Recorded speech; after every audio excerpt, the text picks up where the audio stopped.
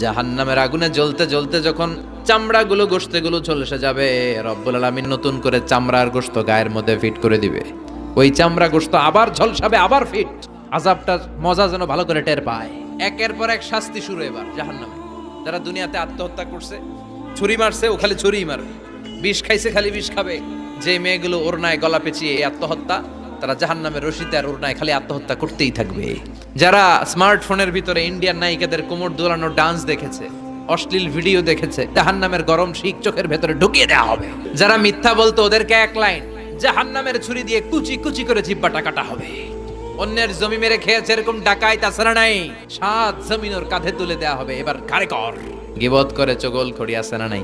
তাদেরকে আল্লাহ জাহান্নামের তামা দিয়ে নখ বানায় দিবে, আগুন ঝরবে ওটা থেকে। নিজেরা নিজের গালের গোশত আর বুকের গোশত টেনে কুড়ে কুড়ে খাবে। ওদের ব্যথার চিৎকারে পুরো জাহান্নামটা থারথার করে কাঁপবে। যারা যাকাত দেয় নাই,